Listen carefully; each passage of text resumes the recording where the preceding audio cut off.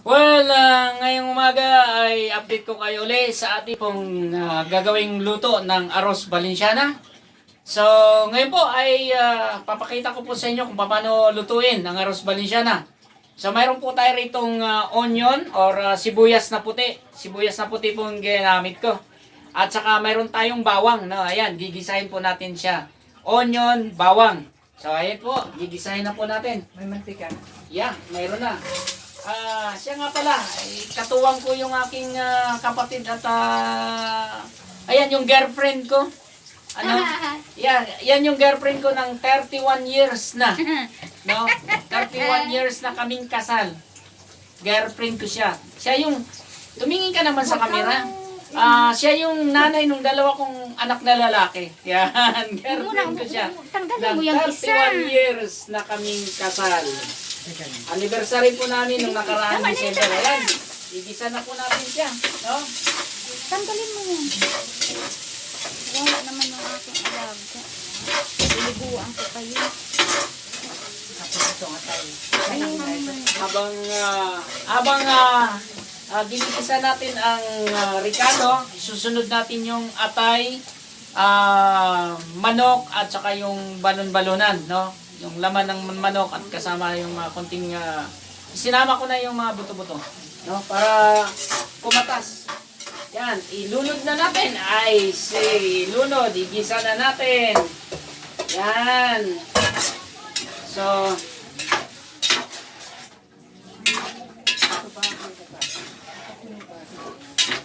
ayan. Ako nang bahala niyan, Mama. Handaan mo na lang ako ng maraming tubig. Ayan. So, ngayon naman ay nasangkotsan na natin ang atay, balon-balunan at saka yung laman ng manok. Ay susunod natin yung hipon. Yan. Yung hipon po ay sunod na natin siyang isang kotsa. No? Yan.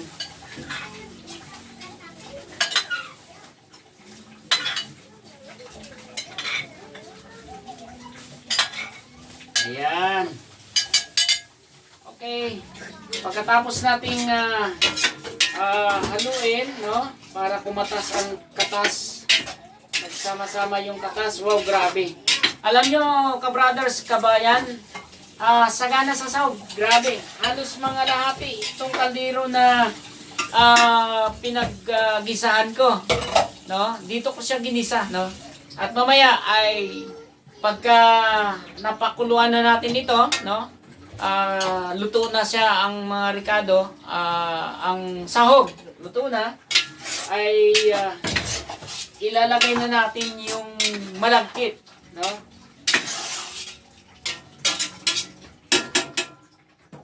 Yung malagkit po ay 2 kilo. So, itong laki ng kaldero nito, halos mamuno-muno ito, no? Sa 2 kilo. So, ayan. Tatakpan natin muna, no? Para maluto yung ating ginigisang sahog. So, kukunin ko lang yung takip muna. Ayan! Nakuha ko na yung takip ng kaldero. Ayan. Tatakipan ko na siya para mabilis ang pag-melt ng mga sahog, no? At ngayon ay ihanda natin ang paminta. Sis, yung paminta mo na. Pakisuyo, Al. Hingi ako ng paminta. Sa tindahan yan. Yan. Ito, ang ating asin. 2 lang.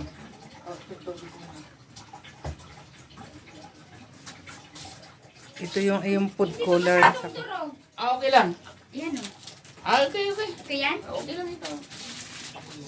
Yan.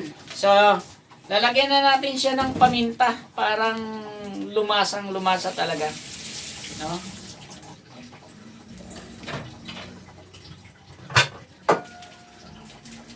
Ano tayo ay maluwag-luwag. Doon na lang tayo kain sa labas.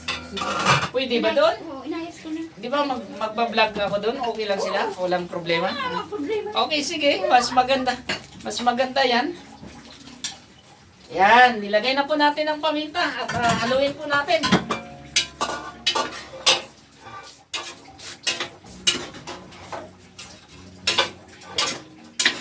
Yan.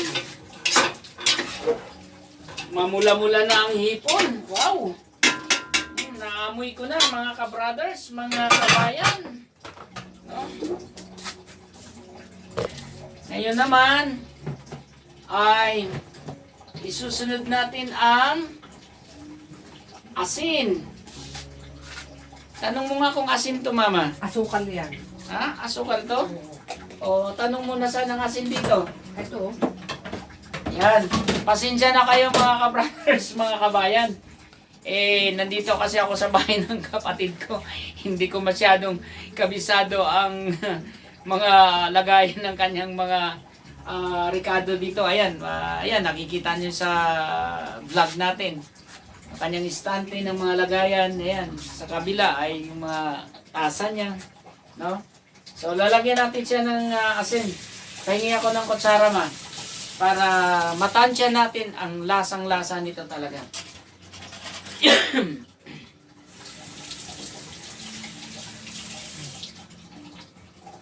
Ako na dyan. Ato. Hindi, ako na dyan. Ako mag-ano niya.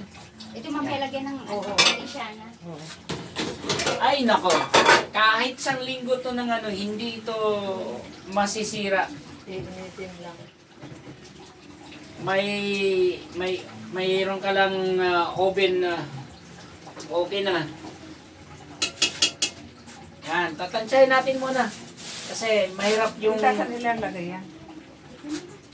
Sa basura. Baka lang gamit yan. Di ba? Kaya sa plastic. Huwag mo sa tapon to. Ano ba yan? Ano to sa aking alaga? Ah, ganun ba? Laruan.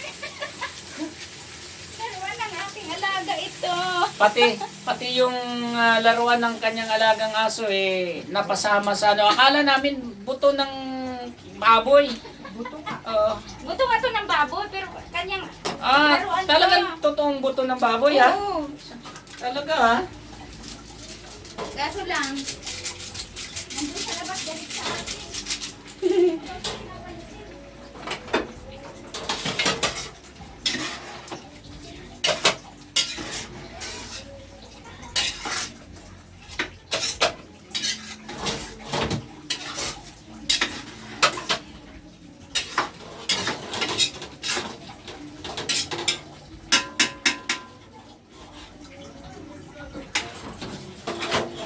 Titikman natin siya mga ka-brothers, no?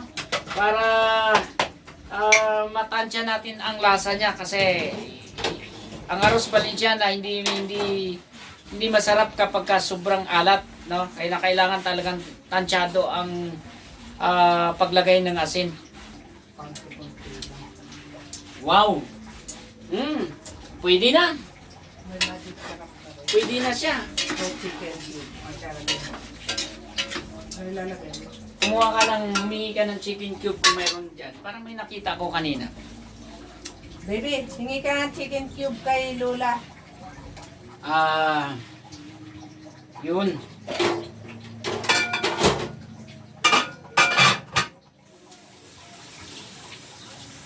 Okay na siya. May teknik kasi ako mga ka-brothers, kabayan, kung paano magluto ng maramihan, ano? Yung iba kasi, pag marami ng niluluto, halimbawa, malaki ang kaldero na at talagang hindi sanay magsaing ng maramihan. So, malimit ay pag hindi lata, hilaw. Pero, hindi ko sa pinagmamayabang at pinagmamalaki, sabi ko nga, kahit magsaing ako ng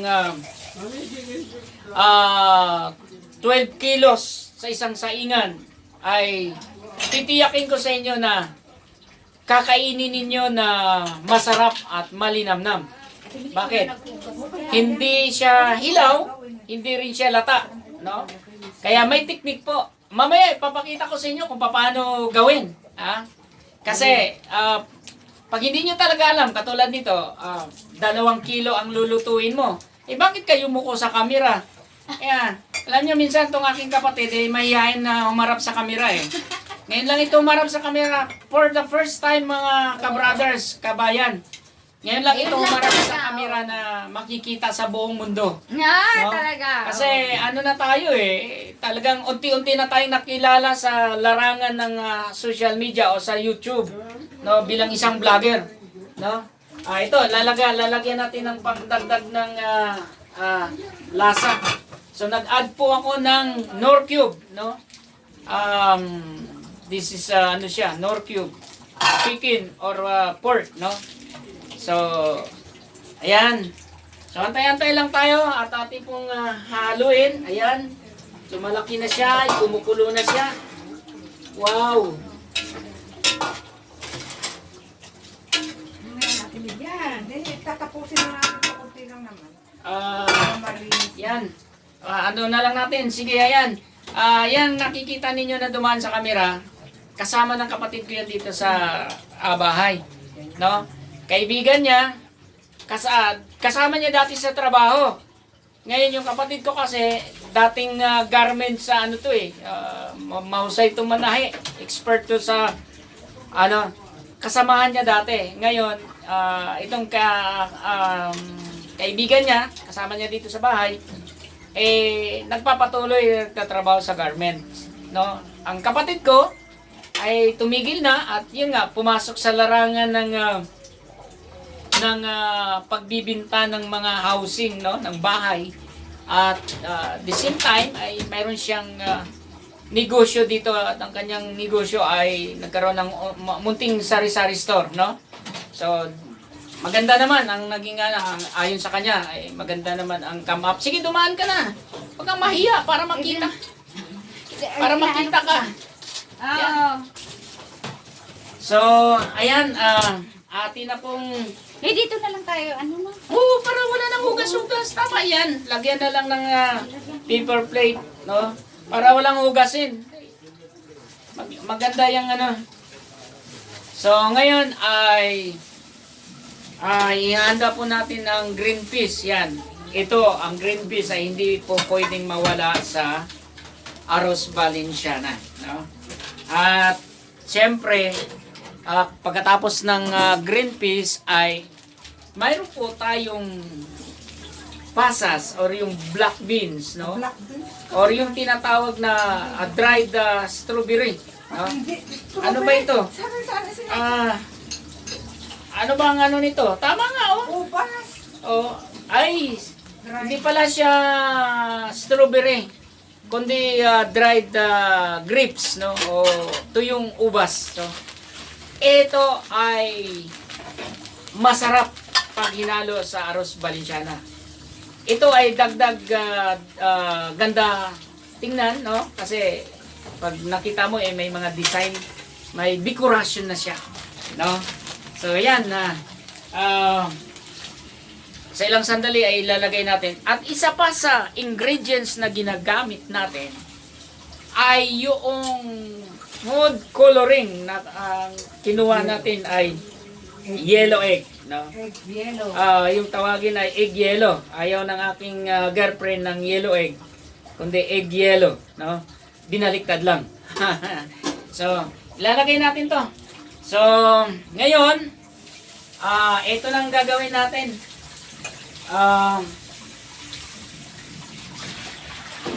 Ganito ang technique. Halika! Huwag kang mahiya! Pasok ka! By the way, ay may, yung aking piloto, hindi ako makarating dito na walang piloto. Ang aming sasakyan, yung service ng church, no? Hindi na plano Gamit namin ang service ng church.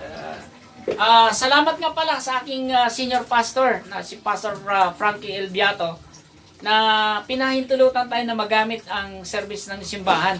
Kaya kami nakarating dito. Malayo kasi mga kapatid. Super layo talaga itong ang lugar na to. So ngayon, gagawin na natin, papakita ko na sa inyo paano ang technique ng pagluluto, no, ng maramihan, na hindi kailangan hilaw at hindi kailangan na basa, no. So ito po, purong malagkit, 2 kilo po ito. So ang gagawin ko po dito ay tatakalin ko. Kung ilang takal ang bigas nito, siya ring takal ng tubig. Ganun ang teknik mga kapatid. Kahit gaano kadami ang saingin mo, basta parehas sila. Kung 10 pitcher ang bigas, 10 tubig din ng pitcher na ilalagay mo. Isang pitcher na bigas, isang pitcher na tubig. So ganun siya. Kaya hindi siya mailaw at hindi rin siya malalata. Ha, no? Ayan, ilalagay na natin.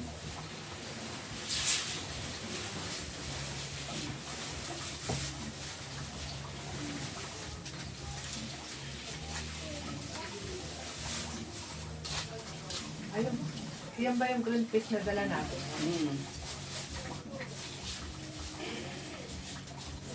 Okay. Ayan mga ka-brothers, isang pitcher, no, na bigas. Ilalagay ko na siya. So may natira pa, idadagdag natin. Susukatin natin yung level niya, no? Yan, halos mga lahati, no? Kulang-kulang kalahati. So ang lalagay natin tubig, 1 kalahati, no?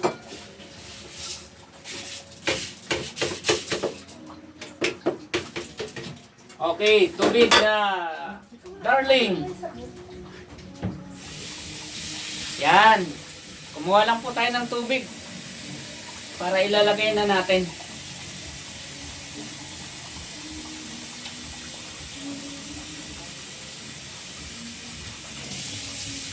Yan, lagay na natin.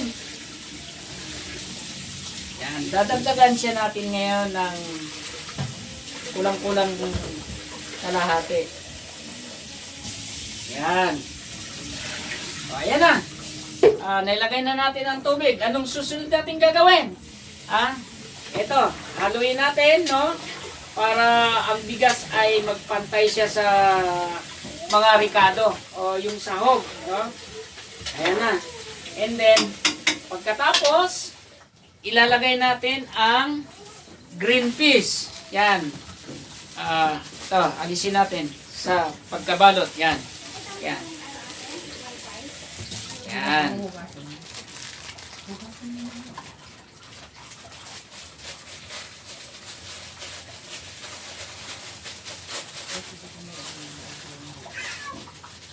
Huwag mong lagyan ng tubig kasi sukat ng ibig sabihin patuyuin mo kasi level na itong aking niluluto. Hindi siya pwedeng magsubra ng tubig kagaya ng sinasabi ko.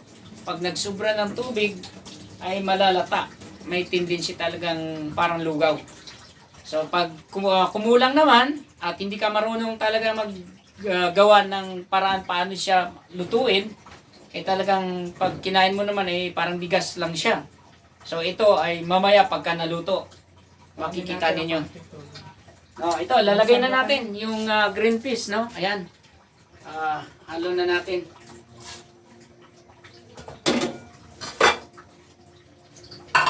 At susunod naman ay yung dried grapes, no? Yan. Ito ang ito yung the best.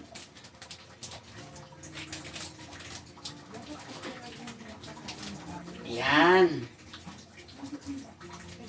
Yan, lalagay na natin.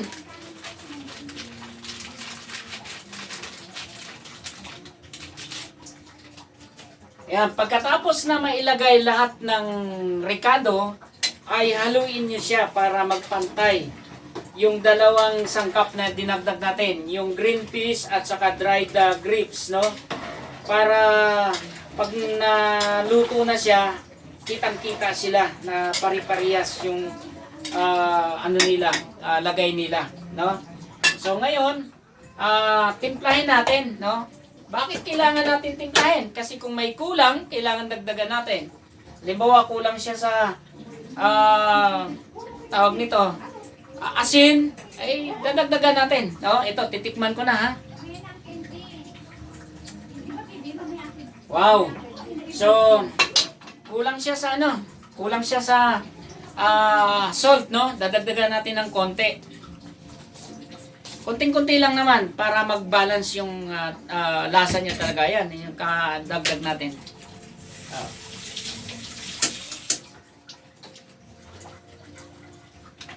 Yan, pagkatapos, haluin uli. Para pag natunaw ang asin, ay balance ang kanin o yung luto niya. Pag kinagat mo, maghahalo ang lasa ng mga ricado natin, no?